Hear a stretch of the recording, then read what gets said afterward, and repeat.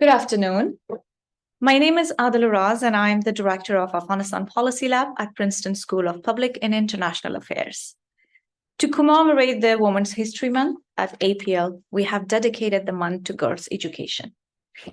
Throughout the month, we have been publishing 2 stories per week, in total 8, because of March 8, of those young girls in Afghanistan that could not study and go to school, and especially those who could not go to school beyond grade 6. Please, if you are interested, read our stories. They are on our site, and I'm sure it's going to be very moving and powerful. And of course, as part of our series, today we have the honor to have Pashtana Durrani, a very true and strong advocate for girls' education.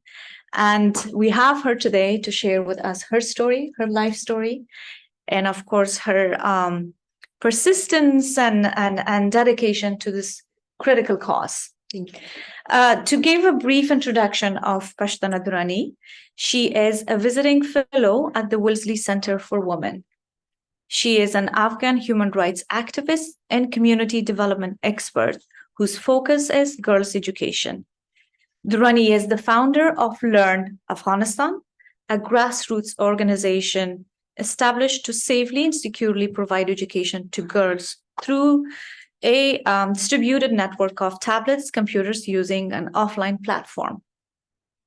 Through Learn, she has developed models on education, healthcare, and menstrual hygiene management. Learn has educated 7,000 girls and boys in Kandahar, Afghanistan, and I just heard from her that she is expanding the program across other provinces and regions as well. Durrani was named an education champion by the Malala Fund for her outstanding work to advance Afghan girls' education. She was a global youth representative for Amnesty International, just to name few. And of course, she had been among the BBC's and Times 100 Influential Women list of 2021. It is my true honor and privilege to have this time to speak with you, Pashtana Jan. And I'm also extremely excited to share the life story that you have written and put together in this beautiful book, which is called Last to Eat and Last to Learn.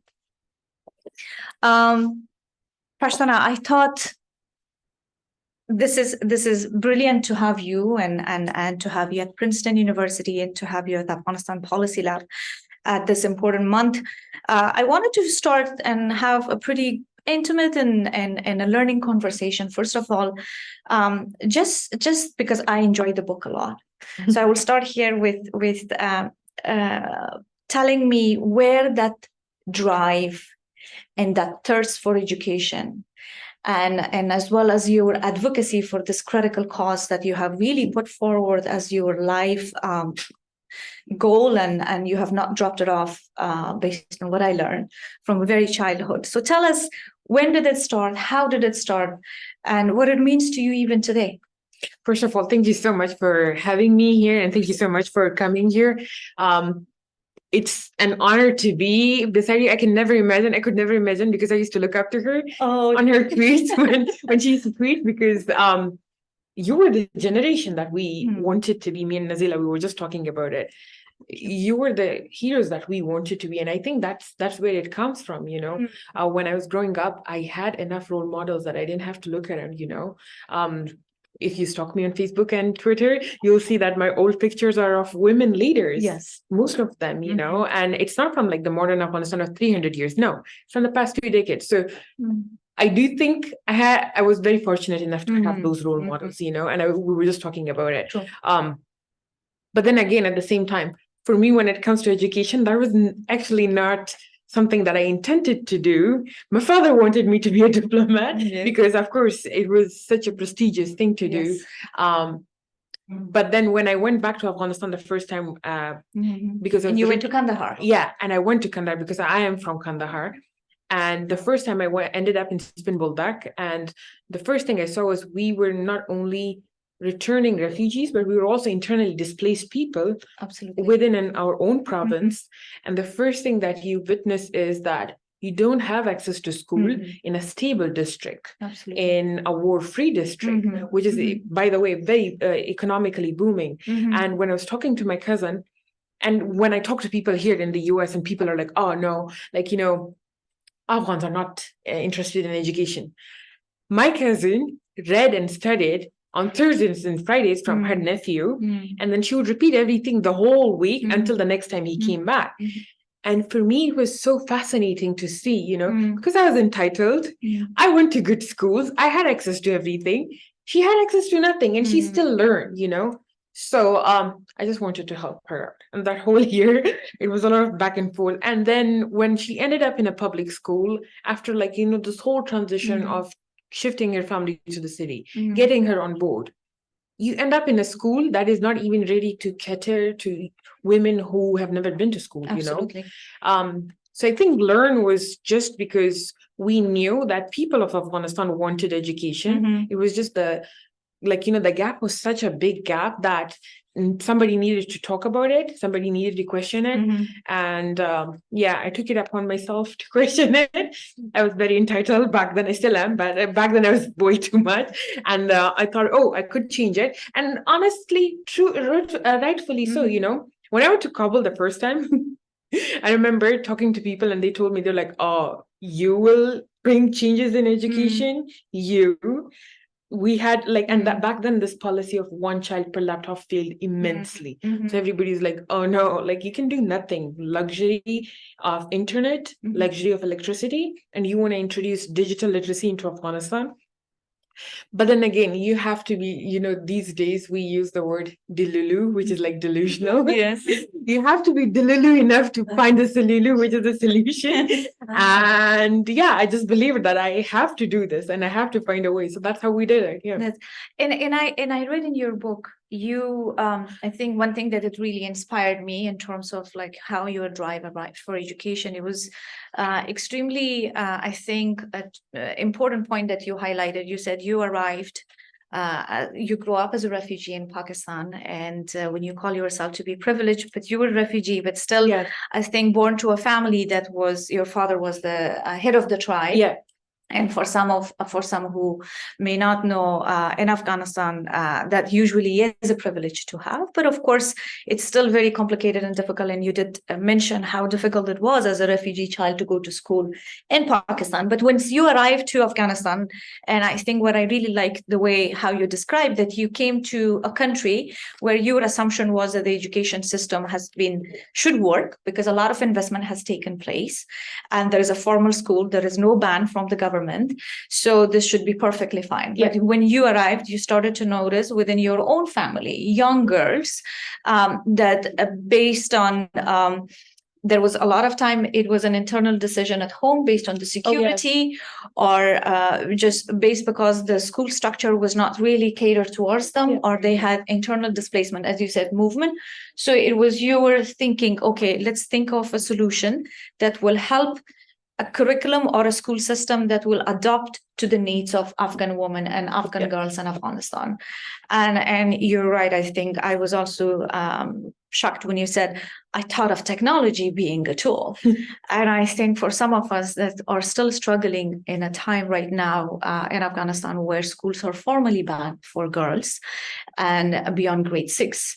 And there is a lot of advocacy for girls' education, online education. And we come across the setbacks because people tell us, look, you cannot do it. How can you do it in a country where it's poor and resources are limited, which of course is the true, but you did it and you're doing it. And how did you do that? Just give us more information about the work you're doing and educating still girls in Afghanistan. Thank you so much for asking that question. And I think it's a very legit question. Back in the day, I was like, I used to be so mad. I was like, why don't they know what I know? But now I think I understand what it means because, it costs you around 1,000 Afghani, which is like a few dollars for you to have access to an English class for a girl in Kandahar. And we do these reloads or charges sort of for these 40 girls. But then all these 100 girls, they go to a place where they have internet.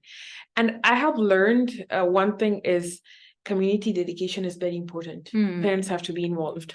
If they don't want their daughters to be in school, you can move the best schools in the US to Afghanistan and it won't happen. But if they want their daughters in school, they will send their daughters to school in a country that has banned it right now. They will send their daughters to teach. And let me tell you, no amount of money can make you do it. It's just because they're very dedicated and they really want to do it. And again, like, when you want to do something so badly, the whole world wants to, help you with that. And across the time, I found my own allies and people. And now, because I have signed an NDA, so I cannot say a lot, but a certain someone, who has satellites and can provide internet has provided us with satellites in Afghanistan. And our schools now have satellites. So our internet is accessible, it's free, it's fast, it's untraceable. And most importantly, you can use it, the teachers can use it, the students can use it. And a certain someone, they wanted to do it for Mars, but we did it for Afghanistan.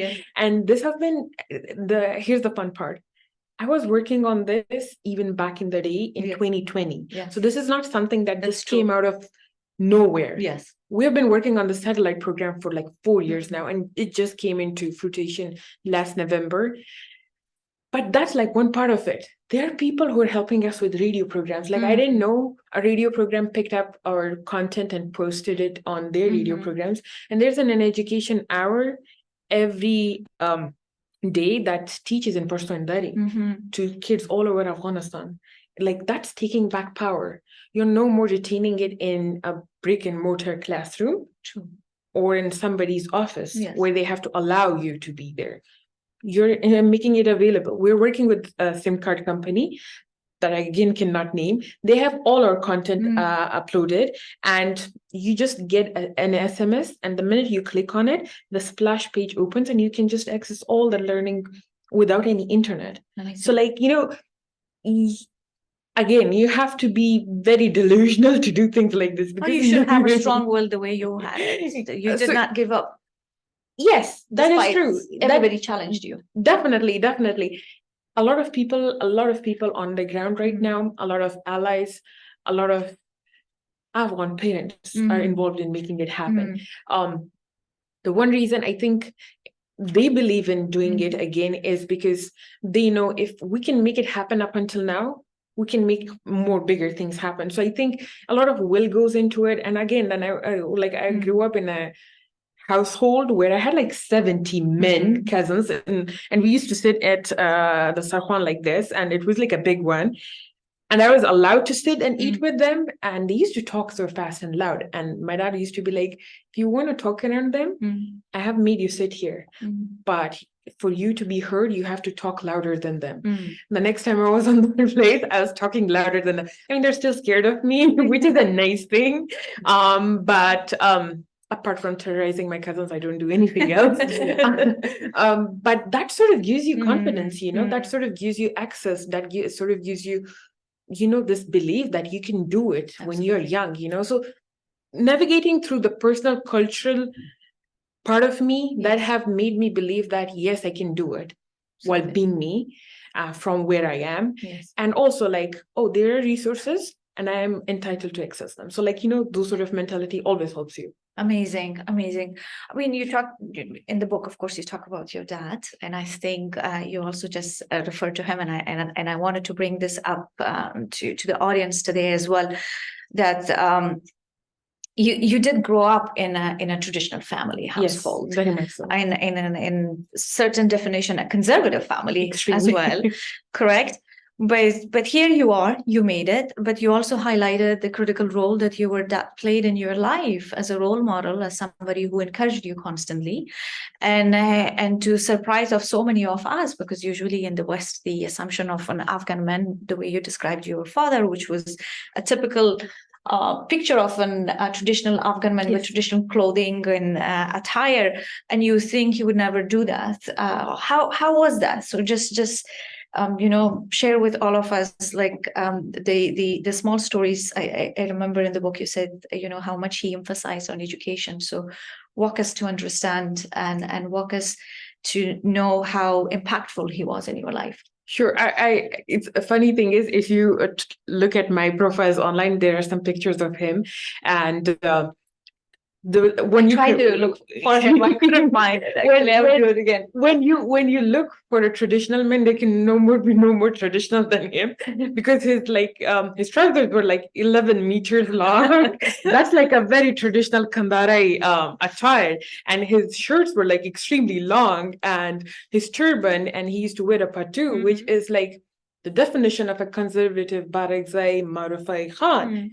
And then he used to come home and he used to talk to me about stuff, and we used to talk about it, and I used to talk all over, like, whenever he used to talk, I used to cut him, and people were sort of so confused about the dynamic, and I used to go with him to this sort of Maraka or Jirga or Faisala, which is like where the community comes together and would listen to him. Men. Yeah, it's all men, always men. And they would listen to him, like if he was performing some sort of thing, like if it was a divorce hearing, or if it was like somebody who took somebody's land, or it was blood, somebody killed someone. And I used to be there. And I remember this one time, this old man came to my dad and he's like, why do you bring women to these things? And I was like barely 9 or something, and I'm looking at him and I roll my eyes. I'm like, whatever, like me. And I'm wearing jeans, by the way. And this is all men who are wearing turbans. And they're like, what is wrong with this father and this kid, But of course they saw me as a woman, because I was grown up. And my dad is like, don't call her a woman. She's a child. Let her be. And I'm so fortunate to have been able to access that, to see, yes, sure, my father was this person who wanted women in those spaces, but there were also people who opposed it, Funny thing is, 20 years later, I was talking to this guy and I bought land from him. We love lands, by the way. We love buying land. So I was buying land from him and I was talking to him and he was like, you know what? Your dad was a very wise man. And he's like, how so? And he's like, even back then he saw what you could do and he saw this day. Like he could see you as a landowner or as a woman who could take the lead and charge and who could talk to people and men. And he saw that while we didn't, So how important that is. And one thing I think we also tend to forget is like, oh, probably her dad, this is because he had a daughter first and everybody was expecting a son. But the funny thing is, no, he was very much influenced by his own mother, who, by the way, left the house when my grandfather married the second time. It's like, you know what? I will not have more of this. Yeah. She just left. What a strong woman, And she left with all her children and all of them, left with her. She educated all of them. And then comes the time in his life where he sees that his sister is going through domestic violence. And divorce is never heard of, In Afghanistan, definitely, it's a hard thing. It's a taboo. It's a taboo. I remember my father's aunt said, I wish I never see my daughters in a way. And she said that to my aunt. And my aunt took her divorce because my father supported her. Absolutely. He made sure that she ends up doing her B.Ed, and she ends up teaching girls in the same place where we grew up. And so for me, it's very important. For him, it was not just because I was his daughter, it was important and it was women's rights. No, for him, it was as important as anyone else. I remember once he was talking to my Ama's husband, which is like my aunt, his sister's husband. And he's like, oh, find my son a girl so that she could help, my wife in house chores, get him married. And my dad was looking at him, and I remember my dad was like, oh, why don't you just hire someone, why do you need a daughter-in-law to do the house chores for you? And that is so important because it's such a underlying thing. It's not important, not to think about, oh, everybody should help in house. No, but it was the principle of it. Why are you expecting someone to do something for you, whereas it's something that just you should be woman doing, as somebody who will do housework. Exactly. Which is still, it's very unfortunate even in today's world that type of expectation does exist.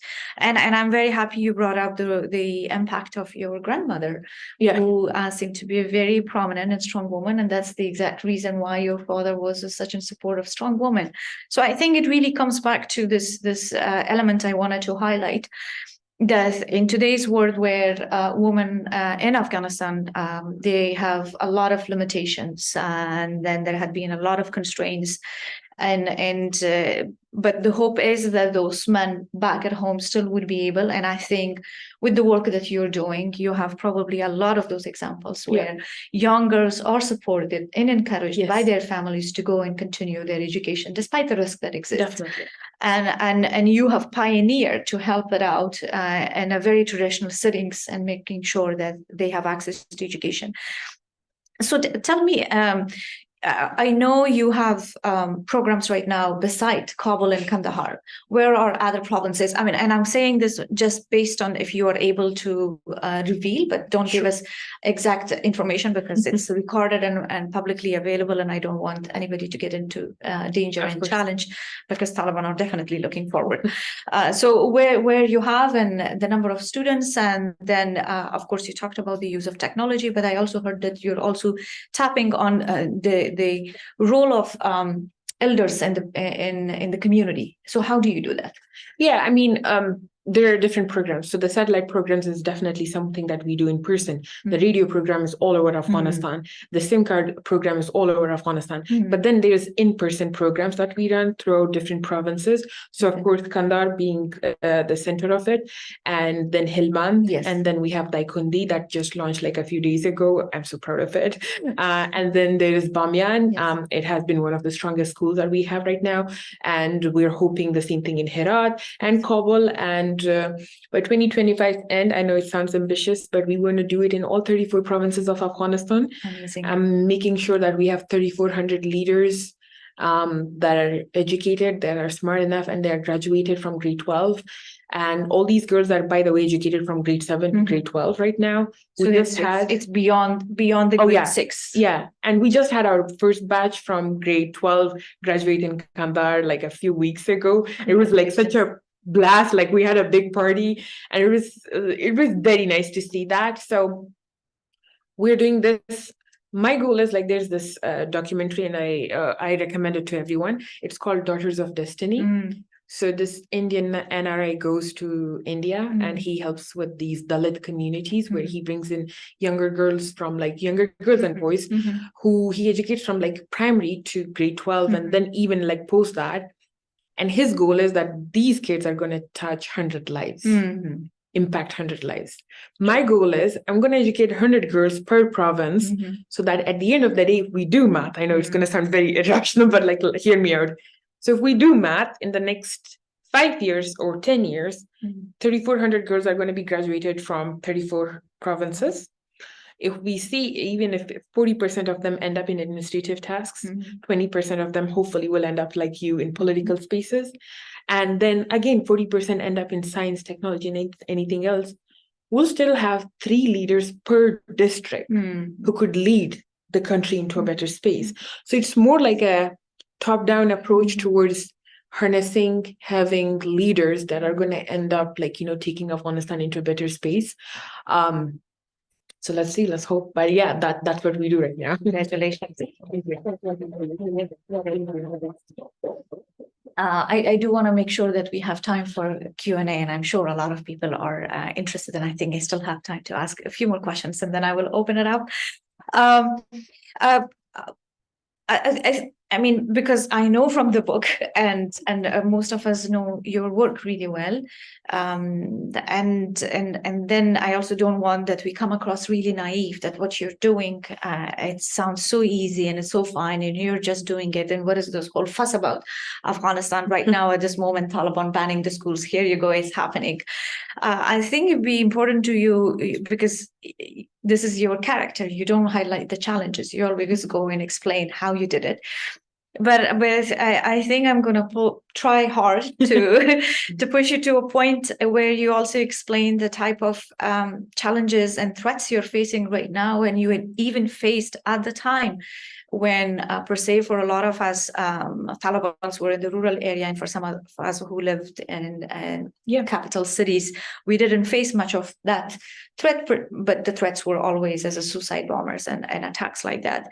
But explain that, and now I think you are a complete symbol of defying them and everything that they're trying to do and everything that they're trying to achieve, which is an old age thinking of trying to put women only for the purpose of marriage and kids. That's it, and keep them in complete darkness. So explain like the challenge that you have, the threats and the risk that's associated with the work that you're doing, and you have been doing it before too. I mean, like the first thing I think I would want to challenge is like by starting it is like, the one thing that I heard again and again all across the world. And even when I was a refugee, like my father used to come to my school in a turban and like, his attire. And I remember kids making fun of me, like, oh, like, these people are backward people, and the way we talk or the accent and everything. And I used to wear this huge marfei polani, which is like from head, it's like a head to toe thing, And I used to hate it so much. It's like, oh my God, I don't want to wear this. Everybody makes fun of me. But that was the reality of it. Like, that's what we kept up with, But my father still supported everything I did. And I got education and I got everything through. So what I'm saying is like people from Maruf, Salisun, who barely make it out would still want their daughters to end up in schools, I talked to my uncle who served as a commandant or person who was there for a very long time. And he looks at me and he looks at his daughter. And I was talking to him last summer and he teared up almost. He's like, I wish I had left my job and educated my daughter in the city. Like he kept on saying this again and again. And I could feel him, when he said that. So that's like the mentality of the Afghan people in rural regions. They want the best for their kids, not only boys or girls, but both of them, Now coming to the Taliban part of it is, it's the reality of it, and I don't want to tone it down. I used to tone it down because I didn't want to sensationalize the challenges of it, but I also don't want to tone it down because I think it wouldn't be fair to the people who have been putting up with me. I've been arrested in countries that are regional to Afghanistan just because I was an activist in Afghanistan and because they were sponsored to the Taliban and because country fell and they thought me as a threat, but not the Taliban. So that's the first thing. And there were people higher diplomats who had to take me out. So, that's the first thing, how much psychologically it affects you that your activism can thread a whole national policy for a regional country that is so worried that you're going to do something, Apart from that, I think it's really hard to say it out loud, but it's the reality of Afghanistan is there are going to be so many supporters that support you, but also the reality is the Taliban do hate on everything. We had to change more than 7 times our school in Kandahar. This is our 8th time that we have changed our space just because I don't want to close it down in a public space. So I have to change it 7 times more, and this is our 8th time. And even now there is like a backup WhatsApp group that says, oh, in case the school goes down, this is what we're going to switch to. In Bamiyan, the hijab ban happened and the girls were not happy about it and they didn't want to come anymore. And there was a lot of struggle about it because they didn't want to wear a black hijab. Yes. And I don't want to censor how they come, but we have to make those decisions. Last year when the NGO ban happened, we had to close down our school for 3 weeks. I go to Afghanistan every now and then, and I'm smuggled through different borders, through different countries. I haven't legally entered my own country in the past 2.5 years. And if I'm discovered, by the way, I'm wanted because the GDI or the intelligence in Kandahar says that I'm doing propaganda or I'm bringing them bad name. I was recently asked to resign from my own organization in a video, or they're going to close down everything, the Electronic Ministry of Economy stuff. So there are those threats. I had to make sure that my family leaves. We had to leave lands. We had to leave good homes, good lives, So the threat is all of that, but also the fact that even if I'm doing this and I end up in Afghanistan, there is a very possibility that I should be arrested for what I do and in the regional countries because, so I don't tone it down anymore because that's the reality of it. But then at the same time, what else can we do, Exactly. We have to find a solution. Yeah. We have to find a solution because I know you described it in as I said, you don't highlight the challenges, but I do know the threats that's on your life and on your family's life, and especially I think on your father. in terms of really giving you the space. But I think it's also important that what you discussed, that there are families, a lot of them, who are trying to bring their daughters to school, because even there is a threat on their families as well, Yes. because every family who sends their child to the school is taking a huge risk. Because if Definitely. Taliban finds out, they're going to be in trouble for it. Imagine sending your daughter to study or teach. Mhm. Like if you're sending Both. your daughter to teach, you know, how horrible can that end up being, you know? So yes, it's hard for me, but it's like hard mind multiplied by like 100 times more for those girls who are working with those spaces, you know? Yes. I want to come back to this whole technology element. I think I'm not an education expert. I'm just a true believer of education for women. It's an empowering tool for all of us. And I've seen it in my life, and I think we have all seen it in our lives. But I do know there's a lot of this debate is arriving in terms of how you can integrate technology into education. And I come from the policy side, which that hesitance is still there, unfortunately. And people are thinking it's not possible, and especially in countries that are in emergencies, and that's Afghanistan, Ukraine, Gaza and Palestine. I think in countries where both boys and girls cannot go to school. So, but you started to think about it like so many years ago, even any of us could think.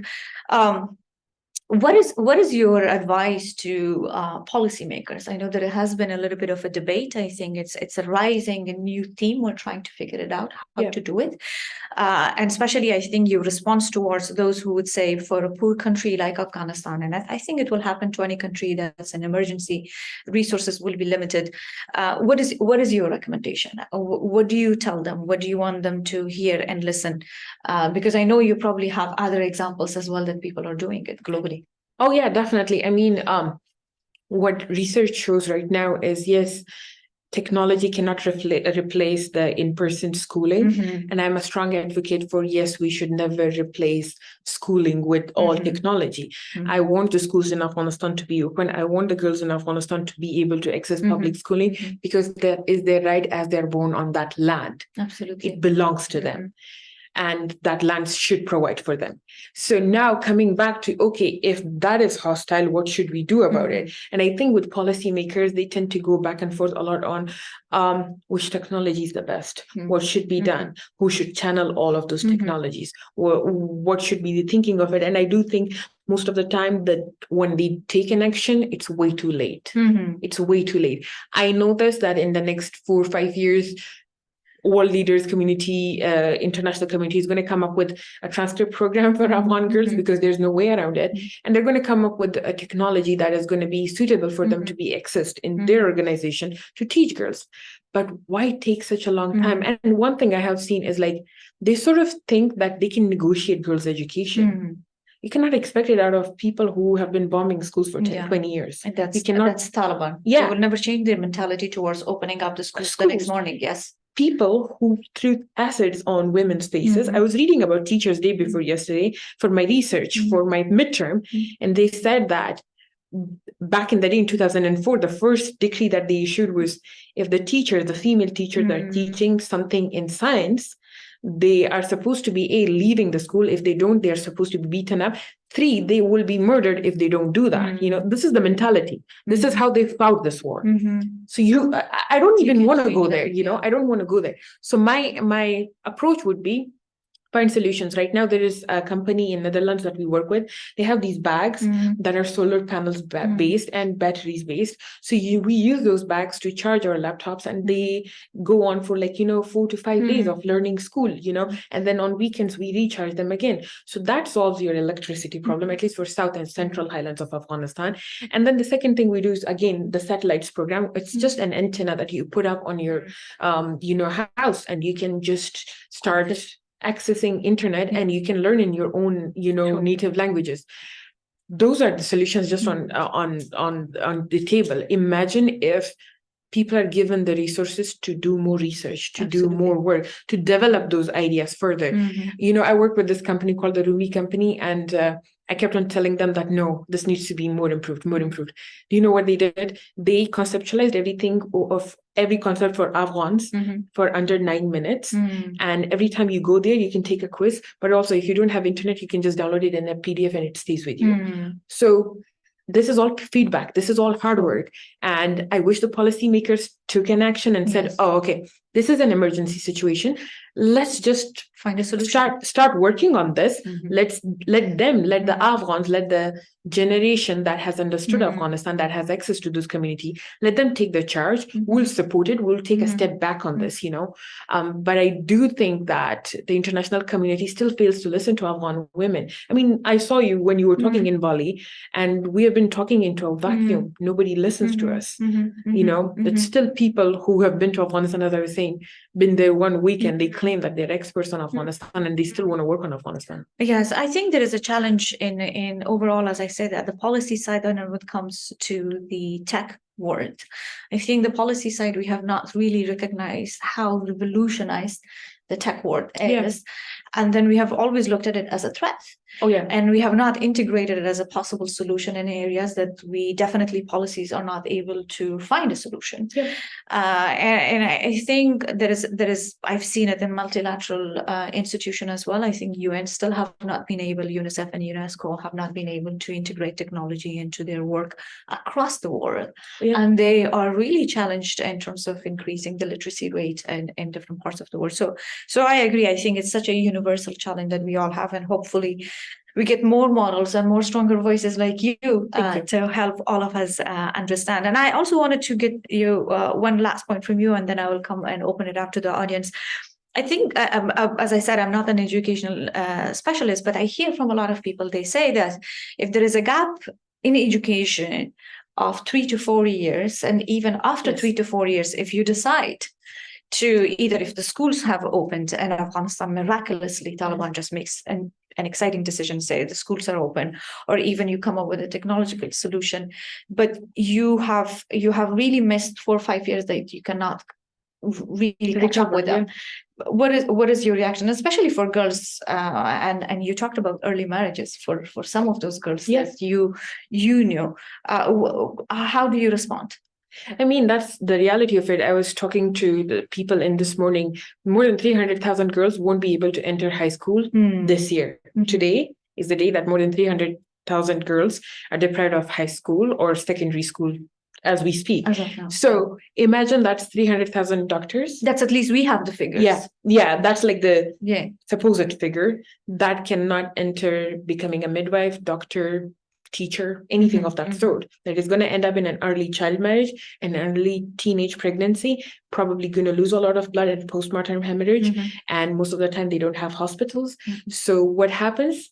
That girl dies or survives and ends up having a lot of issues. That's the reality of Afghan women now and in the next 10 years. Now coming back from like, oh, if you don't go to school for more than 4 years, what happens? You lose a generation. You lose a generation. In the 90s, we lost a whole generation to it. In the past 2 decades, we lost a whole generation of rural people to that. And we are going to lose another generation. And it's the sad reality of Afghanistan is that there is no recovery from it. No amount of accelerated learning is going to make you recover that, 4 years. So, sure. Do we want to continue the efforts? Yes. Will I be spiteful about it? Most of the time, sure. But then at the end of the day, do I think that can we save everything with accelerated learning? Probably not. No. The dedication has to be public. It has to be as accessible as possible.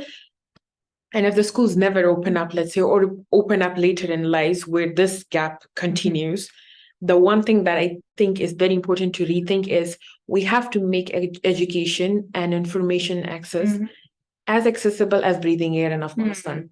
Because the more you retain it in a brick and mortar building, the more it's not going to be accessible to an Afghan women and girls. Absolutely. Thank you. Thank you. On that note, I'm going to open it up to the audience and participants questions if you may have for Pashtana. Otherwise, I have so many questions. I'm still not done with it. Granted. Thank you, Pashtana, for coming today.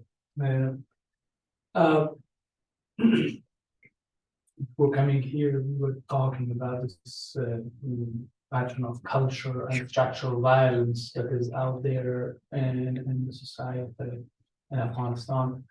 And now that a group of people are in power who have practiced violence during the past 20 years and with all force. And the absence of social interaction between the students is further increasing the chances of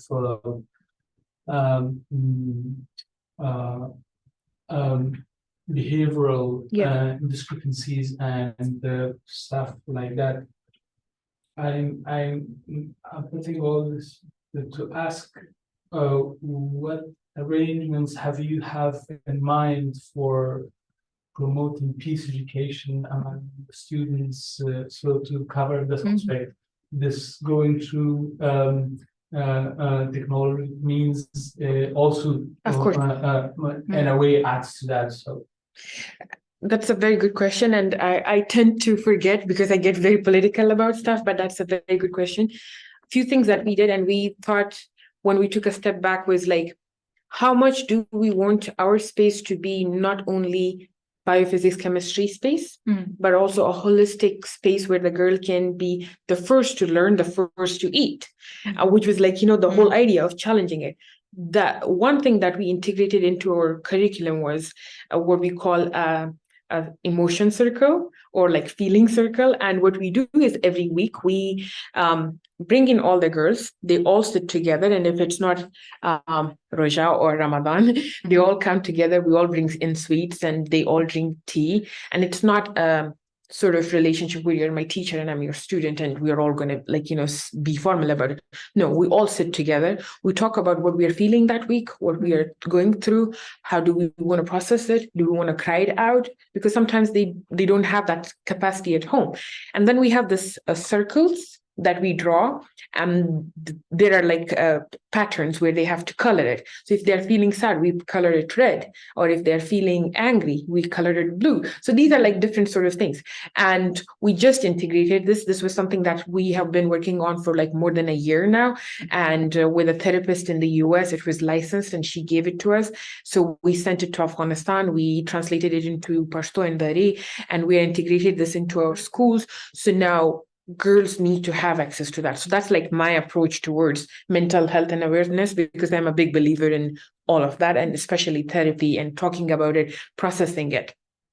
Now that we took that lead, there still is a space where you said there are a lot of things where the girls, even if they go through this, they're going to see a country where they're not accepted as a daughter of that country, and it's very heartbreaking to see and imagine. So what we do is, when I was growing up, I could look up to her, and when I was in college, I looked up to her. So I had her. But what do these girls have? Barely nobody, because there's nobody left in those structures. So what we do is we have this Afghan Feminist Literature Club where we have, and you guys can stalk us on our site. So we have brought in together the ancient Afghanistan, which is like 3,000-year-old, the modern Afghanistan, which is like 300-year-old, and the current past 2 decades, all the winnings that we have. We've put together a curriculum, and we teach girls that these are our ancestors. This was 100 years ago. This was 3,000 years ago. And this was like 10 years ago, or 3 years ago, or 4 years ago. This is going to be us in the next 10 years. So we do this feminist literature, and we don't bring in people and from other countries. We don't bring in women from other countries. We only bring in Afghan women from our own, past and current and hopefully future, and it's so enlightening to see how these girls can see themselves in Malika Soraya, who was like the first education minister of Afghanistan, or Gawhar Shad Begum, who's like the most powerful queen out there, or Rabia Balkhi, who was like a poet, or Aisha Durrani, who was, my name, whatever, but was the first literate woman out there and the first literate queen. So you see that pattern. You see that somebody who could be your grandmother was also educated, was a fierce woman, So we do that. So it sort of gives you the term of belonging to my people, my community, my language, my culture. And that's why I take it with so much pride, and I will always like whenever I walk into some place, I bring in all those women who, because I'm working for all of them, all of them, you know. So that's like the literature side of it. And then the third thing that we do is we have this what do we call journalism club, where they can express themselves. And what they do is they do small initiatives where we're like, okay, let's not talk about politics. Let's talk about your life. How do you see it in Afghanistan? So we had this articles where they wrote about how the girl from Kandahar went to Herat, and she said she saw the citadels for the first time, and she wrote it in such a mesmerizing way, and I wanted to reread it again and again. And then there's this girl who was talking about the cuisine in Bamyan and how amazing it is. But then there are also times where they talk about politics of it. You know, they're like, open our schools. You know, so sort of it's, yes, mental health and awareness, because it's the reality and importance and needed.